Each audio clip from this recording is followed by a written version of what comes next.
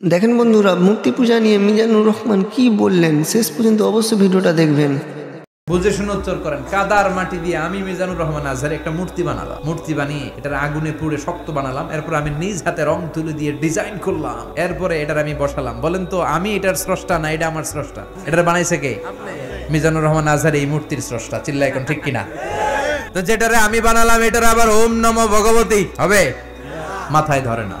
ধরে নিলাম for an example আগুনটাই আমার খোদা। এতক্ষণ তো আগুন রে নম নম করতো, তো পানি দেওয়ার পর আমার খোদা গেল কই? এতক্ষণ তো ছিল। সাইয়েদনা ইব্রাহিম ভাবলেন আগুন আমার রব হয় কি করে, এটাতে পানি ঢাললে এটা গেল কই? তিনি বললেন না, আগুন আমার খোদা হতে পারে না। এরপর দেখলেন কিছু লোক গরুর পূজা করে। তাদেরকে কটাক্ষ করছি না, শ্রদ্ধা রেখেই বলছি। ভাবেন তো, তিনি দেখতে পেলেন গরুর পূজা করে, আবার যখন জুতা বানানো দরকার গরু জবাই করে ওই গরুর চামড়া দিয়ে জুতা বানায়া পড়ে। তো এইটারে খোদা মানে কি করে? খোদার গায়ের চামড়া দিয়ে জুতা, কত বড় বেয়াদব। সাইয়েদনা ইব্রাহিম এই কমন সেন্স খাটালেন, ওনার বুদ্ধি বিবেক খাটালেন, চিন্তা করলেন, অনুসন্ধান করলেন। করতে করতে করতে উনি মহা সত্যের সন্ধান পেয়েছেন।